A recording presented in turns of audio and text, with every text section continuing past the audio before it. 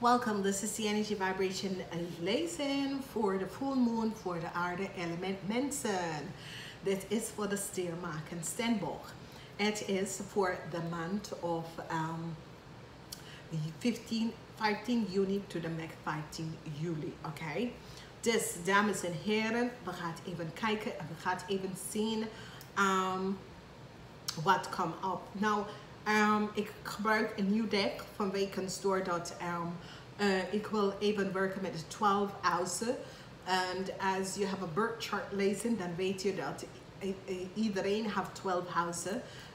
Want het heeft mee te maken met ons, met wie wij zijn als een persoon op deze planeet, oké?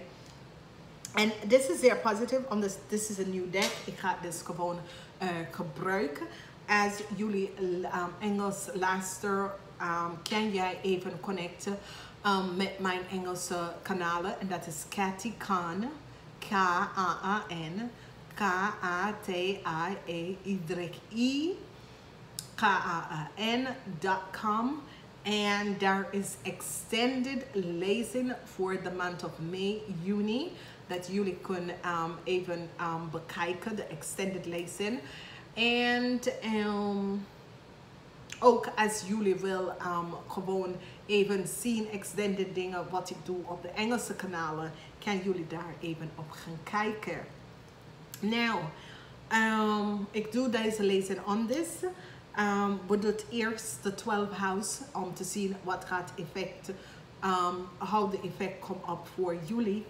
En dan we gaan even kijken naar de zon en de maan mensen apart.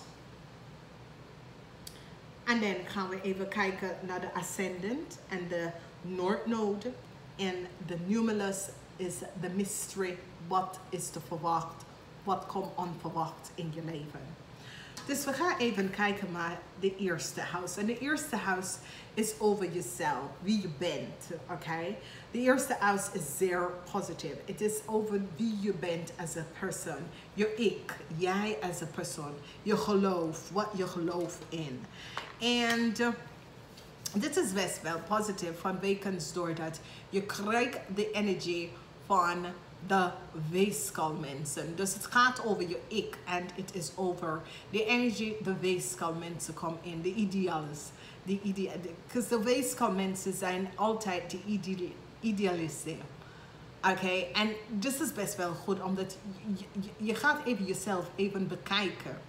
En dit is best wel goed om hoe jij bekijkt bepaalde aspect van jezelf. En de idealisme van hoe je dat bekijkt. En dat is best wel goed, omdat je leert meer over jezelf. Oké, en dat is zeer, zeer positief. Je leert meer over jezelf. Dan in de tweede huis is over je bezetting. Is over de auto, is over wat je hebt. Is over de geld in de bank en dat soort van ding. En we hebben Pluto. Nou, Pluto komt met transition. Oké, dus de tweede huis heb je de energie van Pluto. En Pluto komt als je bezetting. Daar komt een transition in je bezetting.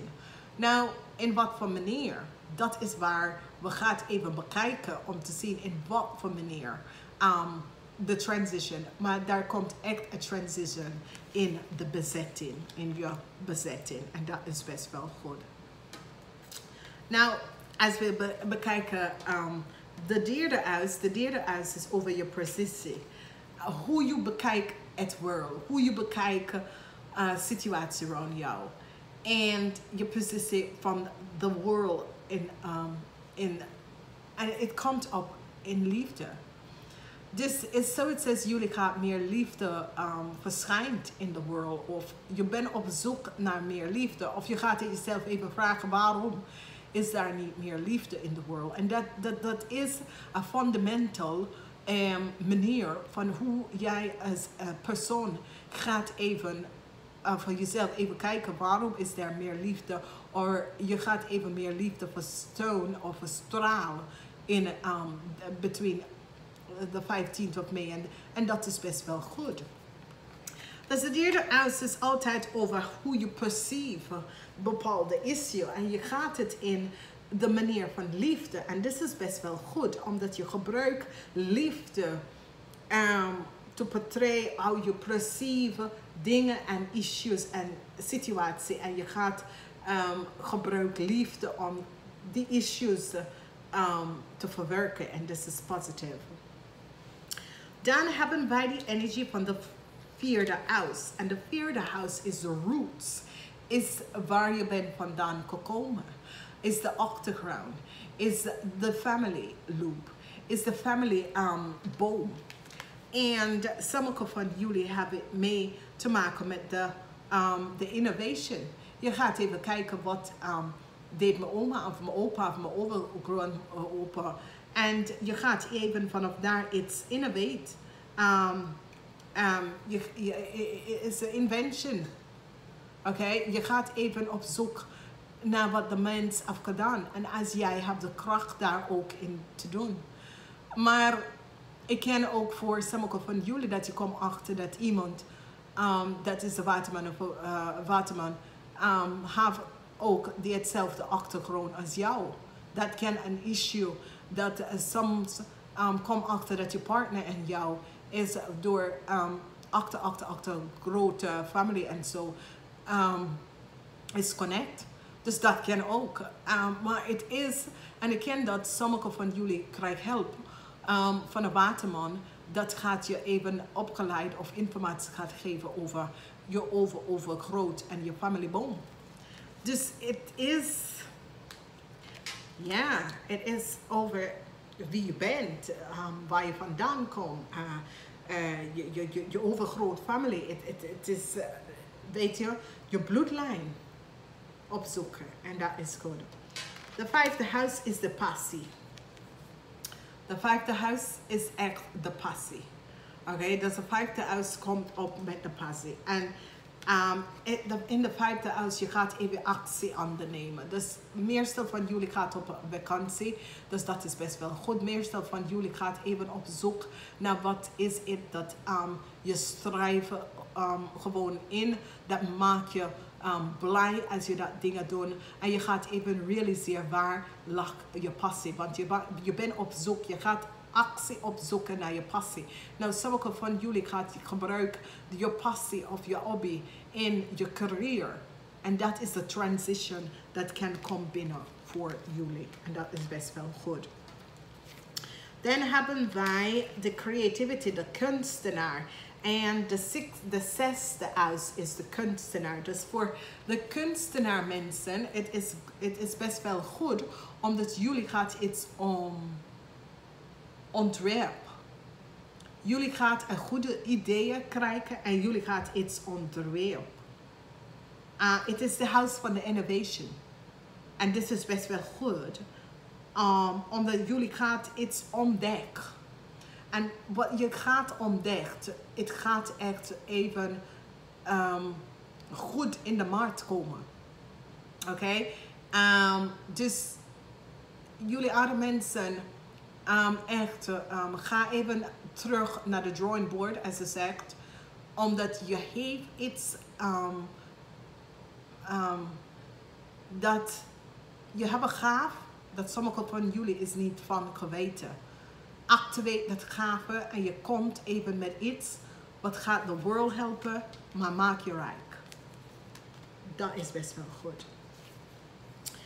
Als we gaan even kijken, de zevende huis is de huis van relaxatie. Dus dat is de vakantie. Samen even op vakantie gaan met je partner, relaxatie. Ga even naar de flame met je vriendinnetjes en dat soort dingen. En het komt op met de Aries en de radicaal van de ram. Oké? Dus sommige van jullie gaat overdoet. Dit is vakantie. Evenveel drinken, evenveel zuipen, evenveel uitstappen tussen 15 juni en 15 juli.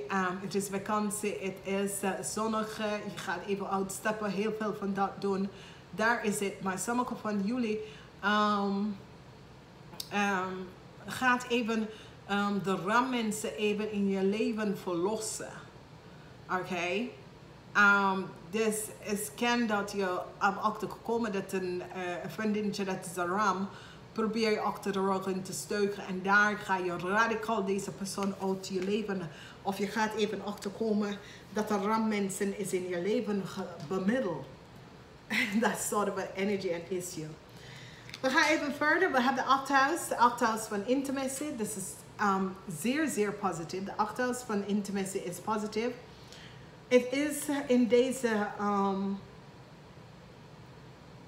full moon is over Cryon. Cryon is dat, ja, planet, a star. Het is over de genezing. Dus heel veel van jullie in de 8 huis, in de intimacy, je gaat jezelf genezen. Genezen van, dingen dat, ja, je wil niet meer doen in intimacy. Genees jezelf van en vergeef jezelf van, ja, de one night stand dat niemand dat we daarover geweten. Weet je, verlos jezelf van, ja, je weet het, ik hoef het niet te zeggen. Maar je gaat jezelf daar vergeven en genees daarvan. Oké? De unhealthy, de ongezond, sexual dingen wat je heeft, zeg maar zo. Maar je gaat jezelf genezen in deze periode daarvan. En dat is best wel goed. Oké, dus we gaan daar niet in depth. Als het een personalized lezing wel, maar het is een algemeen lezing. Dan meer communicatie. Heel veel van jullie gaat meer communiceren in de intimacy om te vertellen wat jij leuk vindt, wat jij niet leuk vindt, waar je wil het doen, waar je wil het niet doen. Jij gaat even vragen aan je partner wat vindt hij lekker, wat jij vindt lekker, dat soort van ding, meer communicatie. Niet dat hij gaat even spring up, spring off en that's it. Nee, je gaat even zeggen, hey, this is how ik vind het, dat. En communiceer. Als hij dat niet vindt, dan ga je even op zoek naar wie is dat. Want het is intimacy. Het is een van de meeste belangrijke huis in je chart. De intimacy. Hoe jij jezelf laten behandelen door een ander in de tijd van de gereedschap. En je moet kiezen voor jezelf. Niet dat iemand vindt dit leuk en jij het niet leuk vindt dat je moet het doen. Jij moet voor jezelf even bepalen wat is het in intimacy dat ik vind leuk, dat ik vind goed bij, dat ik ben comfortabel met. En niet wat iemand anders wil aan jou geven. Zo werkt het niet. En daar ga je communiceren. De 9e huis is de huis van op zoek naar jezelf, op zoek naar de wijsheid. Op zoek naar de wijsheid over de universe, op zoek naar informatie. Ik ken een study of that sort of a ding, maar je bent op zoek naar wijsheid. En dit is de energie van Saturn. Saturn brengt wijsheid. Saturn schudde je om te gaan op zoek. Is het wel waar wat ze zegt? Zijn daar 9 huizen? Ik moet de birth chart even gaan doen. Ik moet mezelf even gaan vinden. Dat soort of een situatie. Is daar echt 9 huizen? Hoe zijn de planeet? Wat is mijn ascendance? Dat soort of wijsheid gaat je opzoeken. Op wijsheid over iets dat je bent zeer interesseerd in. En dat is best wel goed. De 10e huis is je repetitie. Hoe mensen jou zien, hoe ben je jezelf in de wereld uitgeplaatst, hoe mensen echt met jou connect en hoe ze zien je, hoe draag je jezelf, hoe mensen je zien. En dit is best wel leuk, omdat sommige van jullie krijgen hulp van de vismensen. En dit is best wel goed, omdat de watermensen zijn zeer positief. Dus met je repetitie, de watermensen gaat zorgen dat mensen gaat je echt goed zien in een goed positieve licht in de wereld. En dit is best wel positief, omdat de watermensen, als je gaat een netwerk build of je gaat even samen of collaboratie met anderen. Het is goed met de waterman mensen, omdat daar, deze mensen hebben je ook altijd en wil een goede repetitie voor jou achterlaten. Dus dat is best wel goed voor jullie oude mensen. Dat is best wel positief. Now, de 11e huis is de huis van, je gaat bijna snappen nou. Oké, het is gewoon dat je hebt zoveel BS achter elkaar en je komt tot het punt dat je gaat echt van je dag af. En dat affect de Steenbok. Dat gaat affect de Steenbok, maar het gaat affect sommige van jullie. En de Steenbok gaat je even leren om hoe je gaat bepaalde dingen balanceren. Oké? Dus de Steenbok gaat best wel binnenkomen om te zeggen, hey, oké, rustig. Neem in de adem. En Steenbok, de jongere Steenbok is de vreselijke ze zijn om de edge. Die blaas. Je ziet de vuur uit zijn ogen, zijn neus en zijn hoor. Maar de ouder dat ze worden, ze realiseren, hey, weet je, laat het. You can't win an argument with a stupid person, okay? En dit is best wel goed, omdat nou de Steenbok komt binnen om jullie, de rest van jullie maken en steermensen om te helpen. En dit is zeer, zeer positief. Ja, ik vind het. En nu komen we op naar de huis, naar de Steenbok. Oké? Dus de Steenbok voelt echt wat?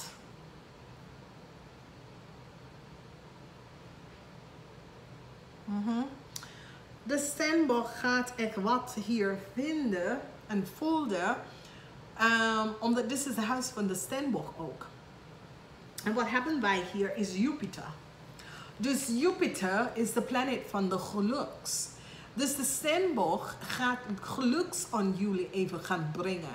Dus jullie stiermaakmensen en de rest van de Steenbok gaat geluk in je leven brengen. En dat is best wel positief, omdat je krijgt geluk uit het huis van de Steenbok. En dit is best wel positief. Dus het is een zeer positief alignment van energy. En dit is zeer, zeer krachtig, zeer goed en zeer positief. Dit is een positieve alignment van energy dat even gaat opkomen. En dit is best wel op de juiste manier, omdat het is de huis van ik laat me los, ik laat alles los, ik step weg, ik laat alles los, ik laat het even gaan. En nu komt de Steenbok in om jou geluk om te geven. Dus dit is krachtig, het is krachtig, het is goed, het is echt een kwartel van genezing, dat kan je best wel zien. Het is best wel een portal van genezing. Het is zeer positief vanwege doordat je bent aligned met de juiste energies. En dit is zeer positief. Nou, we gaan even bekijken naar de mensen dat is geboren tussen 6 uur 's ochtends en 6 uur 's avonds. En je krijgt conjunction van empowerment. Dus sommige van jullie gaat jezelf echt empowered. Oké? Sommige van jullie gaat jezelf echt empowered en op een zeer krachtige manier. Je gaat jezelf echt empowered.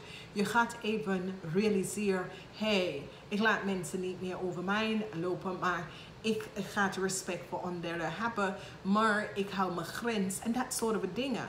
Je leert jezelf om even confidence en de recht op te staan voor bepaalde issues in je leven. En dit is best wel goed voor jullie zonnemensen, want het is zeer, zeer positief dat je gaat dat alignment of energy even gaan nemen.